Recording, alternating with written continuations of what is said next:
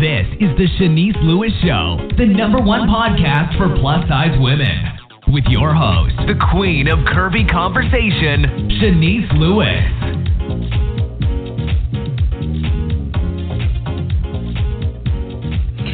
Welcome to the show. I'm your host, Shanice Lewis. Today is Tuesday, November 6, 2018.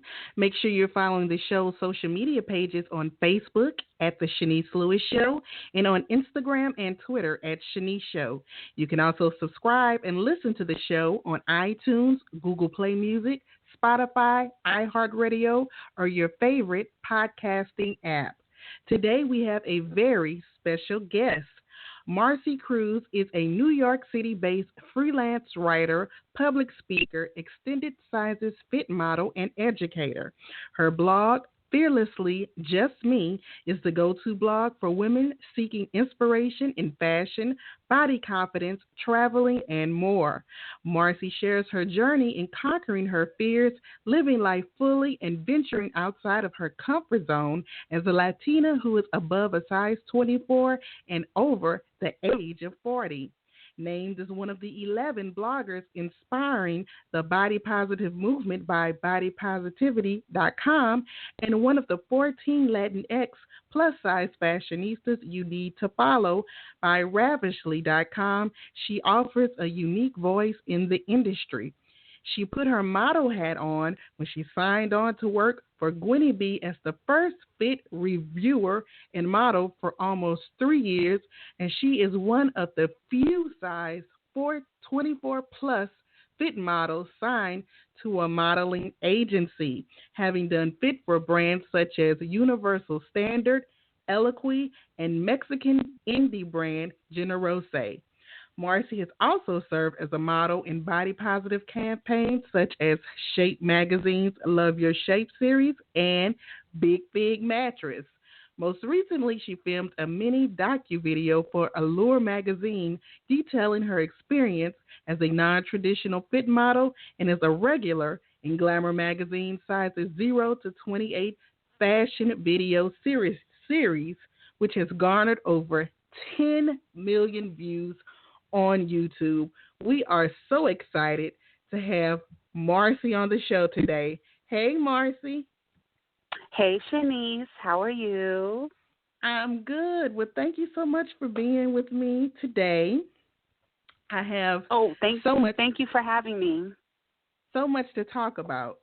So the first time you appeared on the podcast, I interviewed you, it was 2013. And you were doing things in the plus industry behind the scenes. Now, what made you want to transition into the forefront? Well, I didn't plan on transitioning into the forefront. I think it was just because I had a big mouth. And I was always very vocal on social media and on my blog about the fit issues that I encounter, being my size, and also just the lack of fashion that was accessible to women my size and above, because we're often outsized within our own industry. Many plus brands, they stop at a size 24 or a 3X.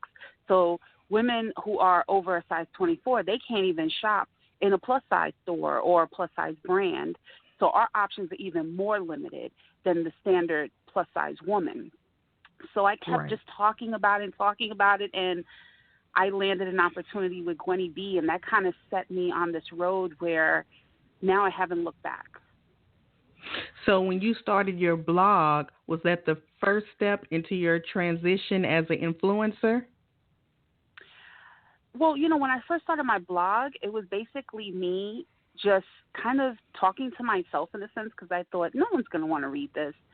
And it just kind of took off. I just started getting messages from women saying, that they identified with my story and that I inspired them.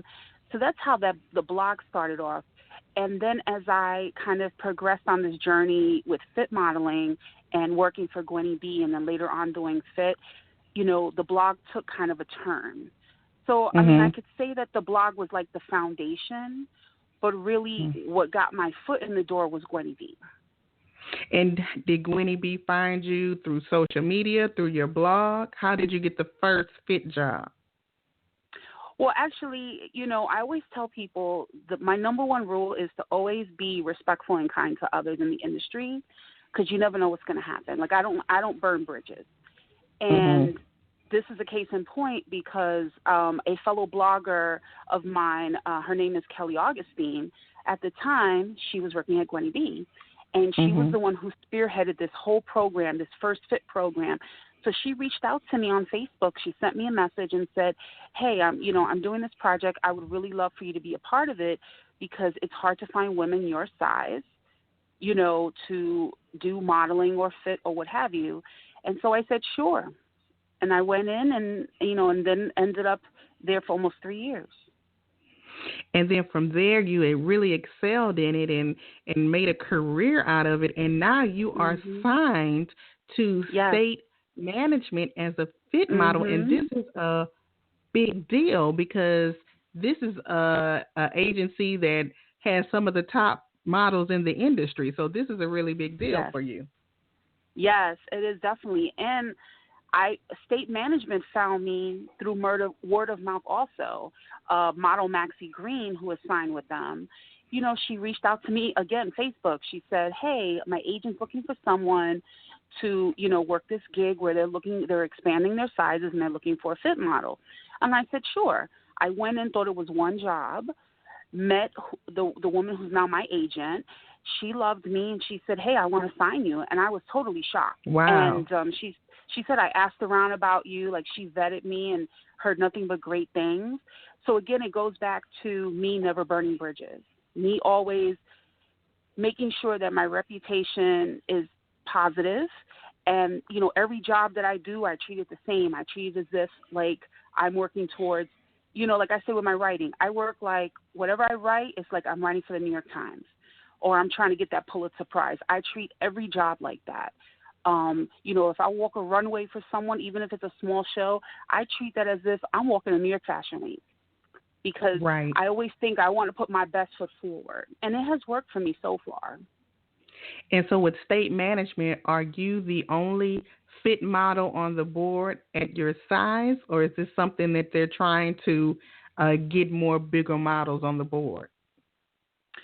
Yes to both questions. I'm currently the only one on the board that's my size. However, they are looking to expand. It's something new. So right now, my agent is a big advocate of, brands extending their sizes. And it's slow coming, but it's happening. So now my regular client has been Universal Standard. They have been, booking me consistently. But, I did do a go-see. I had a go-see at this company called In Motion, which was swimwear, which was very interesting. And, and then, swimwear was tough for me. But, sometimes, like, I have to think to myself, when I do these fit jobs, people think it's glamorous, and it's not.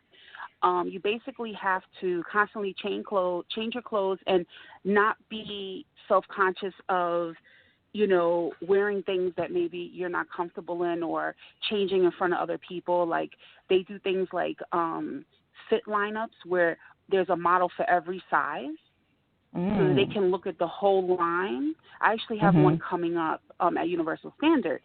And so you'll have to, like, change in a room with, like, other models and stuff. So you have to be up for that task. You also have to be up for them, when you're wearing the garment, being, pinned and not poked, but, they're fixing the garment and stuff, and it's very interesting for me.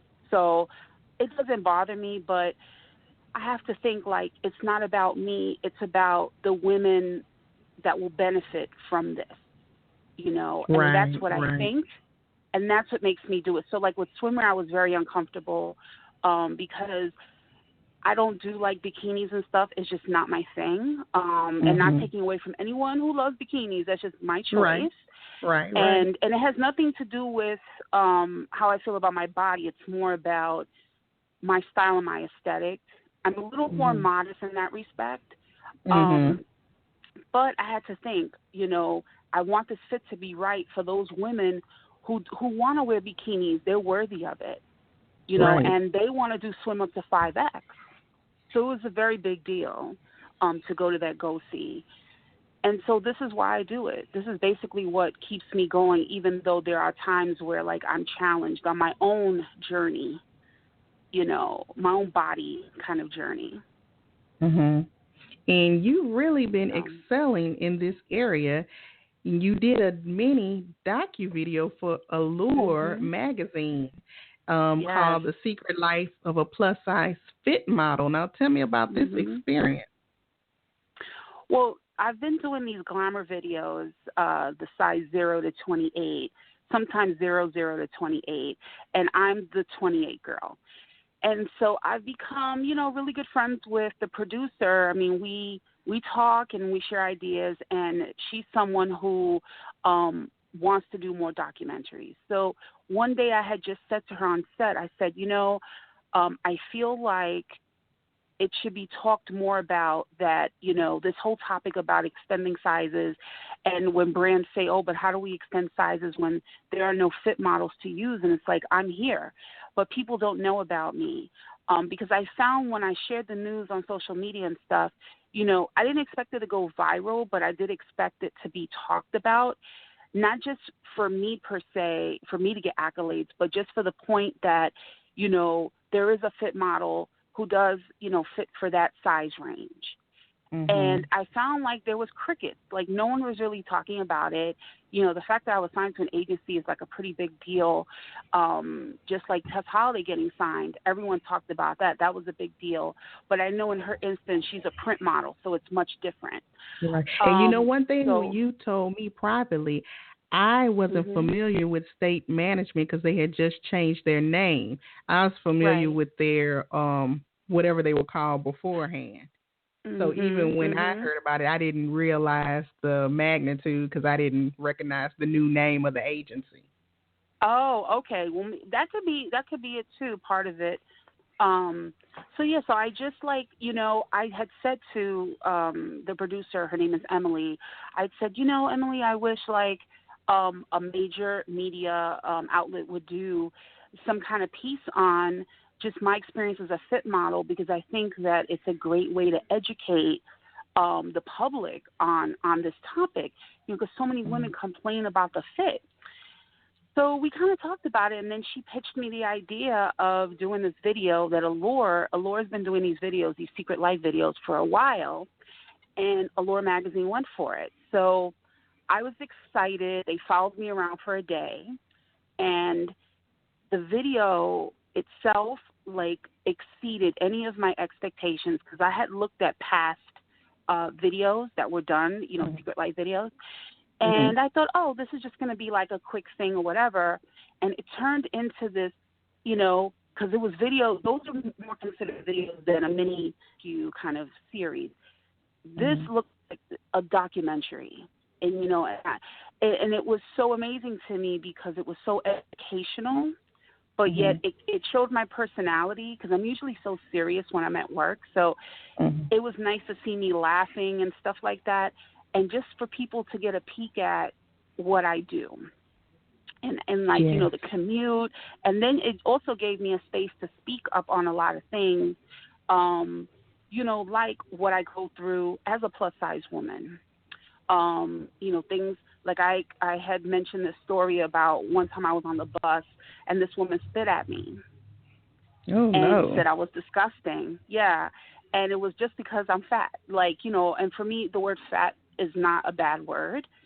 And I was just like, I'm just coming home from the grocery store, and this woman, I was on the bus minding my business, and she just kept staring at me, giving me dirty looks, and then she spit at me. And the bus driver threw her off the bus, which I was so happy about. And people on the bus did defend me.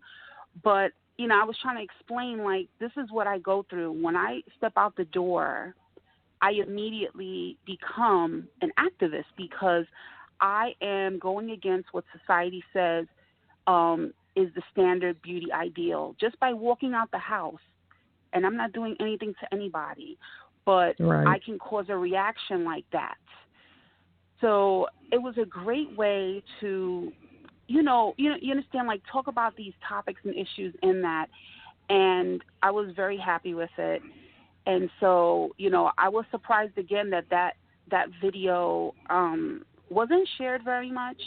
I was trying to like promote it as much as I could, not just for myself, because again, you know, I didn't want the accolades for myself. I wanted the story to go out there so that, you know, women could see that there is someone their size that's out there trying to make a difference. So, and besides the Allure video, you're on Glamour, as you mentioned, so you're able to do a lot of mainstream things. So do you think that sometimes the plus community say they want to see bigger girls doing things, but when you are doing things, they don't really embrace you and support you like they should? Well, you know, that's a hard question to answer because, and I've had this conversation many times with other plus women in my life. You know, I feel like the blogger world, the influencer world has become so saturated now. So it's kind of this rolling competition, you know, when I feel like we're not, because I feel like the more of us that are out there, the stronger we are. Like, I look at the strength in numbers. The opinion that when one of us wins, we all win. That's what I believe. I've been saying that for years. Like, my dad always told me that growing up, like, you know, we're unified in numbers. Now, when he was telling me that, he was saying it from a Latino perspective, you know, of people of color, you know, especially like today being election day. That's something my father would say to me. To get out and vote because there's power in numbers. People already assume people of color, we don't vote. Right. You know, we don't care. So I've carried that on into other segments in my life where I feel a sense of community, and one of that is the plus size community. But I do feel that sometimes, you know, circumstances and the environment that we're in, it kind of pits us against each other. So instead of supporting me, I do know, I mean, I have had conversations with people who were honest about it, that they, you know, would say, like, well, why did you get that opportunity and I didn't? Somebody said that to you? Oh, yes, a few people. And I respond to that. I said, well, then it wasn't meant for you. What's meant for you is meant for you. You know? Wow. I mean, there's several, you know, and I have to explain, you know, they're looking at what I've achieved, but they're not looking at the stuff I didn't get, you know, and I don't dwell on it, but I've gotten plenty of no's in my life, plenty. Right. Even now, I still get plenty of no's, and sorry about that. And, you know, it's just like you roll with the punches and you keep going, because I feel like what's meant for me is meant for me, you know, and if something doesn't work out, then I just, you know, I learn the lesson and I keep it moving. Now, I know one thing you're vocal about on your social media is that the plus industry is putting too much focus on social media followers. Do you think maybe that person that was entitled that, you know, said, why did you get that and not me, social media followers plays a part in their thinking? I think so. I think, and again, it goes back to the environment that we're in that kind of pits us against each other and puts more value on the number of followers versus the actual content, right? Now, I have almost 11,000 followers on Instagram. We'll use that as an example. Now, 11,000 sounds like a lot, but there are girls out there that have 100,000, right, 200,000, right? So my 11,000 is nothing, you know? Right. And so that makes them question, well, how did she get that opportunity? She's only got 11,000 on Instagram. And so they don't look at the other things that I have done, you know? Right. I mean, I've been in this industry almost 10 years. Like, when I started, there was no Instagram. Right. Facebook had just launched, you know? So I feel like people have to look at the big picture. You know, yes, followers are important. I'm not going to discount that. But to stay relevant, you have to do more than just have a high follower count. You know, you have to kind of cement yourself in a position where you're making an impact and people are not going to forget you. Right, you your know? body of And work is important. exactly. And I think that looking at a follower count and just looking at that is not a good thing because, you know, you have people who have fake accounts. You have those spam and, you know, those, oh my gosh, those hair extension accounts. I block them every day. Yes. And, you know, and so I had a good call the other day with a major brand, which I cannot name yet, but they want to work with me. They approached me. And this was a brand that I had tried to work with 3 years ago, and they didn't want to work with me because of my numbers. So now they have a new team in place. The old people are gone. And they approached me, and I said, well, I actually brought it up because I wanted to be upfront with them. And I said, well, you know, I only have almost 11K on Instagram. And they said, oh, we know. I was like, okay. And then she asked me, the marketing director on the call asked me, well, we looked at your other demos because they had emailed me previously, and I had sent them a media kit. They liked the fact that my demo of women, percent of women is high. My demo of women is now 80% because I block men on social media that I don't know. So I only have guys that I know that are either models or like friends, but all those other guys that try to, you know, with the fetishes and, you know, who are just, or admirers or whatever they are, I block them because that's not what I'm there for. And when I said this to them, they were super happy. They were like, yes, this is what we want. We want an influencer that's actually going to reach customers, and you are our customer. We looked at your social media channels. We looked at your blog.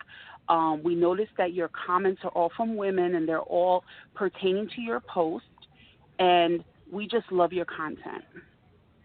Nice. And I felt like, wow, I finally accomplished something because I have been fighting this for years, you know, and it's hard and it's crushing sometimes. You want to give up because you're like, I don't have a lot of followers. How am I supposed to make an impact? But I have found that if your follower count is low, most times your engagement is high. So they have a term for it. It's micro-influencers. So now they have this whole thing of micro-influencers, which are people who have under 15K. Got it. And, well, you're teaching me something today. Yes. So I tell people, don't despair. Don't give up. You know, keep pushing. You know, I think we all have something to offer to this world. We just have to believe it. You know. Now, another thing that you're vocal about in the industry is the mean girl behavior that you have experienced. Now, tell me about that and how you deal with it. Well, you know, I'm always the biggest girl in the room. And, you know, now I kind of embrace it because I know it makes me stand out. But, you know, I've been told many things. You know, I've been called a dinosaur. You know, I've been told, oh, you shouldn't wear your hair this way, your hair that way, or, oh, you don't belong. You know, it's kind of like, it's like the Now, Mean is this Girls on movie social when they media say, or at events? Both. Oh. Mostly at events, too. And, again, I think it's the environment that we're in. You know, it pits us against each other. And I've learned not to take it personally because I don't have any ill will towards anybody. Like, I am not trying to take away from anyone's hustle. I'm not trying to step into anybody's lane. I feel like we all have a place here that, you know, for me, anybody could sit with me. You know, I'm not down with that. You can't sit with us type of thing. You know, we're too good to hang out with you. No, I hang out with everybody. I'm good, you know. And so I think that now it's getting a little better. I think as new bloggers come on the scene, new models, I think that the attitude is shifting. So I have hope. But it is, you know, it's really, you know, disappointing because, you know, we're all supposed to be in this community. We're all supposed to support each other. You know, we can't expect for things to get better if we don't band together because we're all in this fight together. Exactly. You know, we shouldn't, you know what I mean? We're all in this fight together. And we should be putting our energy into, like, more positive efforts than saying, you know, oh, well, yeah, you know, like, let me live. That's my whole theme for this year was let me live. If I want to wear pink hair and I want to go outside dressed like a unicorn, that is my business. You know, I may be over 40, but I can do whatever I want. Let me live. I'm living my best life. Yeah, I hear that. And despite it all, you're still getting new clients, and now you're in the forefront. So tell me about your latest work with Dia and Co., because this is in front of the camera now. And, you know, I never set out to be a model. Never. And I still feel kind of weird even saying it. It's just really weird. But so I recently did a denim campaign for Dia & Co. where it's currently on their blog. The piece is called Skinny Jeans at Any Size. And they had a woman for every size. So it was from 1X to 5X. So to see 3 women, myself included, who are visibly plus, and the picture's up on their Facebook page. I saw it. We're the cover photo. And to see 3 women of color. It was me, African-American woman, and another Latina. So to see us in there, visibly plus, you know, above a 3X, I mean, I cried because that's something that a lot of brands have not done yet. I hope that they will soon. I think that we have to get out of this mindset of the past that women don't want to see visibly plus bodies. I think that has changed. Yes. I think that, you know, women are starting to embrace their bodies more. And who says that a skinnier woman is aspirational? Why can't a visibly plus woman be aspirational? Because she's, you know, exuding confidence, and she's saying, hey, if I could wear these skinny jeans, so can you. I think that's aspirational. So the Dia & Co. campaign, it went up last week, and it's a pretty big deal. And I just hope they want to work with me again, and I'm so happy because they're a brand that I've been wanting to work with for like 3 years already. So, you know, it happens in due time. It doesn't happen on your time. It happens when it's meant to happen. That's right. So what is your ultimate goal with your career and brand? Because you have evolved so much over the last few years, and it looks like some of this stuff is just coming to you without you even seeking it. Right. So, right. So what is the ultimate goal in your vision for your brand and your career?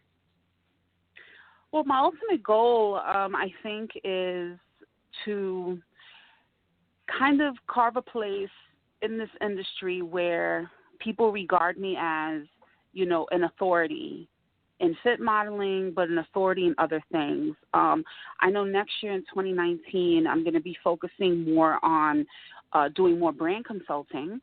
I recently was on a panel at Full Beauty where myself and the 3 other ladies, we spoke to the employees, and they had questions about fit, about what a plus-size woman wants. And it was just refreshing to be able to speak to the company and its employees. And they seemed excited. They were interested. You know, hopefully I'll get a job out of it because the fit people were like, oh, my gosh, we didn't know you were signed to an agency. So I think that's amazing. And I want to do more of that because I feel like in order to make change, we have to not only educate the customer, but we have to educate the brands first.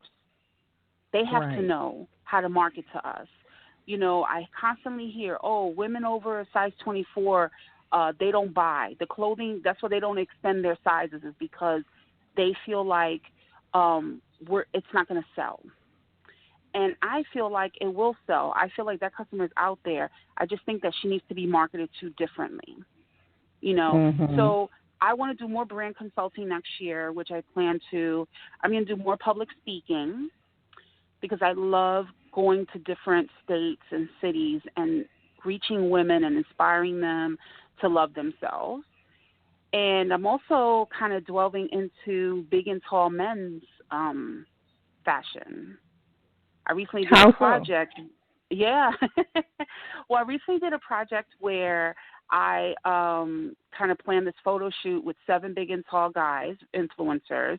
It actually came out last week, and it went over very well. And, you know, I just feel like I want to do my part in being an advocate and giving them more exposure, because I feel like they are a new segment that needs to gain more of that, overall in the community. Because when I started out in this business, I was working in corporate for a big and tall men's catalog. So that's where I started. Yeah, many moons ago. So I'm going to be doing more photo shoots and things like that, maybe an event or two. I'm not sure yet. But next year I'm excited because I'm planning on doing more of that. And then I'm also focusing on a new collective that I'm a part of called the Latina Curve Collective. Nice. And it's 7 of us, 7 strong Latinas. We'll come together for this collective where we are going to try to promote unity among plus-size Latinas and really just, put forth an effort to do stuff within our community, like service trips. We want to do something with Puerto Rico and just a lot of exciting things that are going to happen that I can't wait. Next year I'm going to be busy. Nice. So do you have any dates yet that you can tell us about, or we just have to be looking on your social media? Yeah, just keep, looking at my social media for updates. I know that I will be having another shoot for the Big and Tall Men's project that I'm working on, and that'll probably launch in February, late January to February. I may do a lookbook. I'm not certain yet what I'm going to do, or I may just pitch it to a magazine and see if, who bites. But everything else, you got to just, stay tuned on my blog and my social media channels for updates. And tell us your official website and your social media handles. My official website is www.fearlesslyjustme.net. And then I am at, the @ on social media, Fearlessly Just Me on Facebook and Instagram. And on Twitter, it's Fearlessly Just Me, but without the T. So it's Fearlessly Just, JUSME. Got it. Well, thank you so much for being on this show. I'm so proud of everything you've accomplished.